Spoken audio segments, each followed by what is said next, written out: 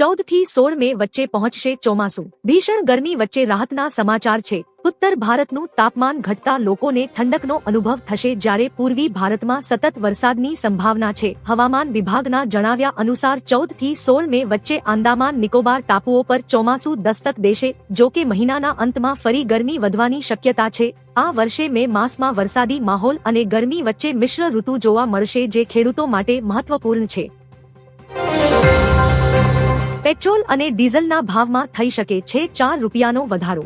Gas બાદ વધુ એક ઝટકો પડી શકે છે। ગેસ બાદ હવે પેટ્રોલના ભાવ વધવાની પ્રબળ શક્યતાઓ જોવા મળી રહી છે। સરકારી સૂત્રોના જણાવ્યા અનુસાર પેટ્રોલ અને ડીઝલના ભાવમાં પ્રતિ લીટર 4 થી 5 રૂપિયાનો વધારો થઈ શકે છે, કારણ કે તેલ કંપનીઓ નુકસાન કરી રહી છે। યુદ્ધના કારણે તેલ કંપનીઓ લાંબા સમયથી તેમના નુકસાનને પહોંચી વળવા ભાવ વધારા માટે દબાણ કરી રહી છે। ભાવ બાબતે સરકારે કોઈ જાહેરાત કરી નથી। બનાસકાંઠાના વાતાવરણમાં ફરી પલટો। બનાસકાંઠાના વાતાવરણ ફરી પલટો જોવા મળ્યો હતો। ડીસા તથા આજુબાજુ પંથકના વાતાવરણમાં મોટો ફેરફાર જોવા મળ્યો હતો। ભર ઉનાળે ચોમાસા જેવો માહોલ સર્જાતા ખેડૂતોના માથે ચિંતાના વાદળો છવાયા હતા। જો ભર ઉનાળે વરસાદ થશે તો મરચા, તેટી અને તરબૂચમાં રોગચાળો આવવાની શક્યતાઓ સેવાઈ રહી છે। જ્યારે હવામાન વિભાગે આગામી 5 દિવસ સુધી ગરમીથી આંશિક રાહત મળવાની પણ આગાહી કરી છે। ધોરણ 10 અને 12ના પરિણામની તારીખ જાહેર। ગુજરાત બોર્ડ દ્વારા લેવામાં આવેલી ધોરણ 10 અને 12ના પરિણામોની તારીખ જાહેર કરવામાં આવી છે। ધોરણ 12નું 4 મેના રોજ પરિણામ જાહેર થશે અને ધોરણ 10નું 6 મેના રોજ પરિણામ જાહેર થશે, જ્યારે ગુજકેટનું પરિણામ 4 મેના રોજ જાહેર કરવામાં આવશે। પરિણામ વિદ્યાર્થીઓ GSEB.orgની વેબસાઇટ પરથી ઘરે બેઠા જાણી શકે છે। જણાવીએ કે આ વખતે કુલ 15 લાખથી વધુ વિદ્યાર્થીઓએ પરીક્ષા આપી હતી। એલપીજી ગેસને લઈને નવો નિયમ। એલપીજી કનેક્શનને લઈને સરકારનો નવો નિયમ 1 મેથી લાગુ થઈ ગયો છે। તમારે સિલિન્ડર માટે KYC વેરિફિકેશન કરવું ફરજિયાત છે।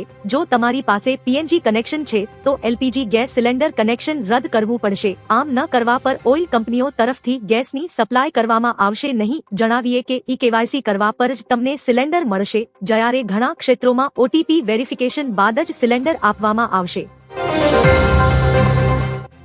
યુએસએ ભારતને પ્રાચીન મૂર્તિઓ પરત કરી। યુએસએ ભારતને અંદાજે 120 કરોડ રૂપિયાથી પણ વધુની કિંમતની 657 જેટલી દુર્લભ અને પ્રાચીન મૂર્તિઓ પરત કરી છે।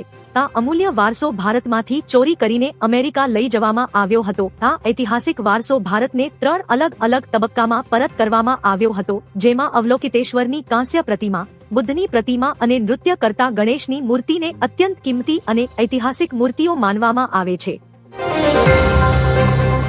હવે RSS અને PM મોદીના પાઠ ભણવામાં આવશે। RSS અને નરેન્દ્ર મોદીના પાઠને મહારાજા સયાજીરાવ ગાયકવાડ યુનિવર્સિટીએ મંજૂરી આપી છે, જેમાં RSS અને PM મોદીના વ્યક્તિત્વ અને નેતૃત્વ અંગે પાઠ ભણાવવામાં આવશે। યુનિવર્સિટીની બોર્ડ ઓફ સ્ટડીઝ દ્વારા કુલ 4 નવા કોર્સને મંજૂરી આપવામાં આવી છે। આર્ટ્સ ફેકલ્ટીના સોશિયોલોજી વિભાગ હેઠળ શરૂ થનારા આ કોર્સમાં સોશિયોલોજી ઓફ પેટ્રિયોટિઝમ વિષય અંતર્ગત RSSને જાણો વિષય સમાવાયો છે। ગાંધીનગરમાં દેશનું પ્રથમ AI સિગ્નલ। ગાંધીનગરને સ્માર્ટ સિટી બનાવવા GMC દ્વારા પંચેશ્વર સર્કલ પર AI આધારિત અત્યાધુનિક ટ્રાફિક સિસ્ટમ શરૂ કરાઈ છે। આ સિસ્ટમ હાઈટેક કેમેરા દ્વારા વાહનોની સંખ્યા જોઈને આપમેળે સિગ્નલનો સમય નક્કી કરશે, જેનાથી સમય અને ઇંધણની બચત થશે। નિયમ તોડનારા વાહનચાલકોને સ્માર્ટ કેમેરા તુરંત ડિટેક્ટ કરશે અને મેમો સીધો ઘરે મોકલાશે। આ ટેકનોલોજીથી ટ્રાફિક નિયમન વધુ કડક અને સુરક્ષિત બનશે। અંબાજીમાં પશુબલી પ્રથાનો અંત। યાત્રાધામ અંબાજી ધામમાં એક ઐતિહાસિક નિર્ણય લેવામાં આવ્યો છે।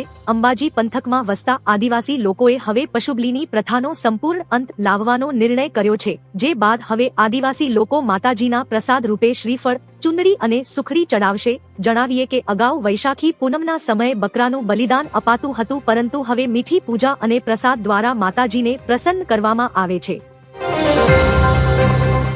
સુરતમાં દેશનું પ્રથમ માનવ રહિત ટોલ પ્લાઝા। ભારત હવે વિશ્વકક્ષાના ઇન્ફ્રાસ્ટ્રક્ચર તરફ આગળ વધી રહ્યું છે। સુરત નજીક નેશનલ હાઈવે 48 પર ભારતનો પ્રથમ બેરિયર ફ્રી ટોલ પ્લાઝા શરૂ થયો છે। તાઇવાનની ટેકનોલોજી અને હાઈટેક NPR કેમેરાની મદદથી વાહનોને રોક્યા વગર 120ની ગતિએ પણ ટોલ કપાશે। વાહનચાલકોને હવે લાઇનમાં ઊભા રહેવાની જરૂર નથી। ફાસ્ટેગ અને નંબર પ્લેટ રીડ કરીને ઓટોમેટિક ટેક્સ કપાશે। નિયમ ભંગ બદલ કાર્યવાહી કરવામાં આવશે।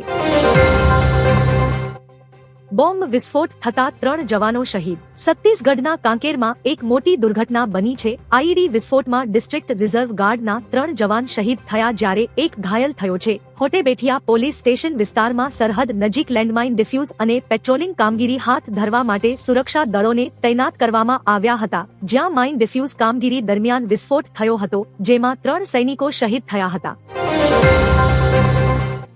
ગરમીથી મળશે રાહત. અંબાલાલ પટેલે કાળઝાળ ગરમીમાં ઠંડક આપી તેવી આગાહી કરી છે. આગામી 5 થી 8 મે દરમિયાન રાજ્યના વિવિધ ભાગોમાં વાતાવરણમાં અચાનક પલટો આવશે. આ સમયગાળા દરમિયાન પવનની ગતિ 40 થી 60 કિમી પ્રતિ કલાક રહેવાની શક્યતા છે, જે ધૂળના વાવાઝોડા અને કરા સાથે વરસાદ લાવી શકે છે. ભારે ગરમી વચ્ચે વરસાદની આગાહી કરતા લોકોને ગરમીથી આંશિક રાહત મળશે. જો કે માવઠાની આગાહી કરતા ખેડૂતોના માટે ચિંતાના વંટોળ ફરી વળ્યા છે. જગદીશ વિશ્વકર્મા અને ગેનીબેન આમને સામને. ભાજપ પ્રદેશ પ્રમુખ જગદીશ વિશ્વકર્માની ગેનીબેન ઠાકોર અને મહિલાઓ વિશેની ટિપ્પણીથી રાજકીય ગરમાવો આવ્યો છે. કોંગ્રેસના ધારાસભ્ય અમૃતજી ઠાકોર અને સાંસદ ગેનીબેને આ નિવેદનને સત્તાનો અહંકાર ગણાવી આકરો પ્રહાર કર્યો છે. ગેનીબેને ભાજપને 2027ની વિધાનસભા ચૂંટણી બનાસકાંઠામાં લડવા પડકાર ફેંક્યો છે. તેમણે સ્પષ્ટ કર્યું કે 2027માં જનતા ભાજપને બનાસકાંઠાનું પાણી બતાવી દેશે.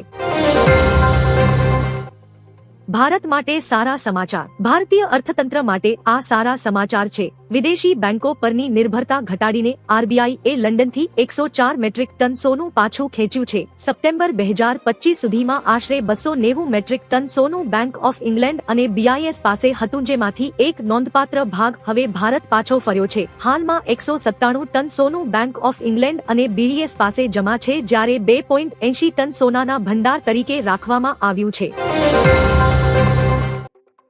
તિરુમાલામાં વીઆઈપી દર્શન બંધ. કાળઝાળ ગરમીમાં તિરુમાલામાં ભક્તોની સંખ્યામાં વધારો થઈ રહ્યો છે, જેમાં દરરોજ હજારો લોકો આવે છે. ભીડને નિયંત્રિત કરવા અને સામાન્ય યાત્રાળુઓને પ્રાથમિકતા આપવા માટે તિરુમાલા પ્રવાસન વિભાગે વરિષ્ઠ અધિકારીઓના ભલામણ પત્રો ધરાવતા ભક્તો માટે વીઆઈપી બ્રેક દર્શન બંધ કરી દીધું છે. દર્શનને વધુ સરળ બનાવવા માટે 15 તારીખ પછી એસએસડી ટોકન બંધ કરવાની યોજના બનાવવામાં આવી રહી છે. મોંઘવારી મુદ્દે શું બોલ્યા રાહુલ ગાંધી? રાહુલ ગાંધીએ મોંઘવારી પર સરકાર પર તીખા પ્રહારો કર્યા છે. રાહુલ ગાંધીએ કહ્યું કે મેં તમને કહ્યું હતું કે ચૂંટણી બાદ મોંઘવારી વધશે. કોમર્શિયલ ગેસ સિલિન્ડર 993 રૂપિયા મોંઘો થયો છે. આ એક દિવસમાં સૌથી મોટો વધારો છે. વધુમાં રાહુલ ગાંધીએ કહ્યું કે આ ચૂંટણીનું બિલ છે. ફેબ્રુઆરીથી આજ સુધી 1380 રૂપિયાનો વધારો થયો છે. માત્ર 3 મહિનામાં 81 નો ભારે ઉછાળો આવ્યો છે. ગુજરાતમાંથી કટ્ટરપંથી ઝડપાયો. કચ્છના ભુજ તાલુકાના લોડાઈ ગામમાંથી રાષ્ટ્રવિરોધી પ્રવૃત્તિ કરનાર શખ્સની એસઓજી એ ધરપકડ કરી છે. આરોપી ફકીર મામદ ગગડા છેલ્લા 4 વર્ષથી સોશિયલ મીડિયા પર આઈએસઆઈએસની વિચારધારા અને ઉશ્કેરણીજનક પોસ્ટ શેર કરતો હતો. દેશની એકતા જોખમાય તેવું કન્ટેન્ટ ફેલાવવા બદલ તેની સામે પદ્ધર પોલીસ સ્ટેશનમાં ગુનો નોંધાયો છે. હાલ પોલીસ અન્ય કોઈ નેટવર્ક સાથેના જોડાણની ઊંડી તપાસ કરી રહી છે. બંગાળમાં મોટો ખેલ. મીડિયા હાઉસ ધ વોલ મુજબ ટીએમસીના આંતરિક સર્વેમાં એક્ઝિટ પોલના અનુમાન ખોટા સાબિત થશે. અભિષેક બેનર્જીના વ્યૂહરચનાકારો મુજબ ટીએમસી 174 બેઠકો સરળતાથી જીતી રહી છે. બીજી તરફ મમતા બેનર્જીની ટીમનો અંદાજ વધુ આશાવાદી છે, જે મુજબ પક્ષ 209 થી 229 બેઠકો મેળવી શકે છે. એક્ઝિટ પોલમાં ભાજપને સત્તા મળતી દેખાઈ રહી છે, જ્યારે આ સર્વેમાં ટીએમસી પાછી સત્તામાં આવી રહી છે. પરિણામ પહેલા ટીએમસીને મોટો ઝટકો. ચૂંટણી પરિણામ પહેલા તૃણમૂલ કોંગ્રેસને સુપ્રીમ કોર્ટમાં નિષ્ફળતા મળી છે. મતોની ગણતરીમાં કેન્દ્રીય કર્મચારીઓની નિમણૂક સામેની ટીએમસીની અરજી કોર્ટે ફગાવી દીધી છે. જસ્ટિસ નરસિંહાની બેન્ચે સ્પષ્ટ કર્યું કે ચૂંટણી પંચનો 13 એપ્રિલ 2026નો પરિપત્ર યથાવત રહેશે. હાઈકોર્ટના નિર્ણયને પડકારતી આ અરજીમાં કેન્દ્રીય અને પીએસયુ કર્મચારીઓને કાઉન્ટિંગ સુપરવાઇઝર બનાવવા સામે વાંધો લેવાયો હતો. આમ આદમી પાર્ટીને વધુ એક ફટકો. ગુજરાતના રાજકારણમાં આમ આદમી પાર્ટીને વધુ એક ફટકો પડ્યો છે. પાનેલી 2 તાલુકા પંચાયતના આપના વિજેતા ઉમેદવાર ચંદુભાઈ જાદવ સત્તાવાર રીતે ભાજપમાં જોડાયા છે. આ પક્ષ પલટાને કારણે સ્થાનિક સંગઠનમાં ગરમાવો ઉભો થયો છે. આ પક્ષ પલટાથી આપમાં મોટું ગાબડું પડ્યું છે. વધુમાં ચંદુભાઈએ જણાવ્યું, હું જ્યાં હતો ત્યાં પાછો ઠેકાણે આવી ગયો છું. ઈરાન માનવતા વિનાશનું કારણ બની શકે છે। ડોનાલ્ડ ટ્રમ્પે કહ્યું કે કોઈ પણ દેશ ઈરાનને પરમાણુ હથિયાર આપી શકતું નથી, કેમ કે ઈરાન સૌથી પહેલા તેનો ઉપયોગ ઇઝરાયલ પર કરશે, ત્યારબાદ મધ્ય પૂર્વ અને યુરોપમાં કરશે। મને વિશ્વાસ છે કે ઈરાનનો નેક્સ્ટ ટાર્ગેટ અમેરિકા હશે, જે અમે ક્યારેય પણ થવા દઈશું નહીં। જો ઈરાન પરમાણુ શસ્ત્ર ધરાવતો દેશ બને તો તે માત્ર એક દેશ માટે જ નહીં પણ સંપૂર્ણ માનવતા માટે વિનાશનું કારણ બની શકે છે। યુદ્ધ અંગે ઈરાનનું મોટું એલાન। અમેરિકા સાથે વધતા તણાવ વચ્ચે ઈરાને હોર્મુઝમાં નવા કડક નિયમો જાહેર કર્યા છે। ઈરાને જણાવ્યું કે હવે 2000 કિલોમીટરના દરિયાકાંઠા પર તેમનું સીધું પ્રભુત્વ રહેશે। આ વ્યૂહાત્મક માર્ગ પર ઈરાન પોતાની શરતો મુજબ જહાજોની અવરજવરનું સંચાલન કરશે। આ નિર્ણયથી આંતરરાષ્ટ્રીય જળસીમામાં સુરક્ષા અને તેલના વેપાર પર મોટી અસર પડવાની શક્યતા છે। આ વ્યૂહાત્મક પગલું પ્રાદેશિક સત્તામાં ઈરાનનો દબદબો મજબૂત કરશે। અમેરિકા કોઈ કરારનું પાલન કરતું નથી। ઈરાનના આઈઆરજીસીના ખાતમ અલ અંબિયાની સેન્ટ્રલ હેડક્વાર્ટર સાથે સંબંધિત ડેપ્યુટી ઇન્સ્પેક્ટર મોહમ્મદ જાફરે કહ્યું કે ઈરાન અમેરિકા વચ્ચે ફરી યુદ્ધ થઈ શકે છે। વધુમાં તેમણે કહ્યું કે અમેરિકા કોઈ પણ પ્રકારના કરારનું પાલન કરતું નથી। અમેરિકા પર આરોપ લગાવતા તેમણે કહ્યું કે તેમનો પહેલો હેતુ તેલના ભાવ ઘટતા અટકાવવા અને બીજો હેતુ એવી સમસ્યાઓથી બહાર નીકળવું જે ખુદ અમેરિકાએ ઊભી કરી છે। ટ્રમ્પનો ફરીથી ટેરિફ બોમ્બ। ઈરાન સામેના સંઘર્ષમાં તેમની સાથે ઊભા રહેવામાં ગુજરાતના 66મા સ્થાપના દિને અંબાજીની શ્રી શક્તિ સેવા કેન્દ્ર સંસ્થા દ્વારા બાળ ભિક્ષા મુક્ત ગુજરાત અભિયાનનો પ્રારંભ કરવામાં આવ્યો છે। આ રાજ્યવ્યાપી જાગૃતિ અભિયાનનો મુખ્ય ઉદ્દેશ્ય ભિક્ષાવૃત્તિમાં રોકાયેલા બાળકોને ભિક્ષાથી શિક્ષા તરફ વાળી તેમનું પુનર્વાસ કરવાનો છે। આ અભિયાન હેઠળ સમાજના 66 અગ્રણીઓના વિડિયો મેસેજ દ્વારા જનજાગૃતિ ફેલાવવા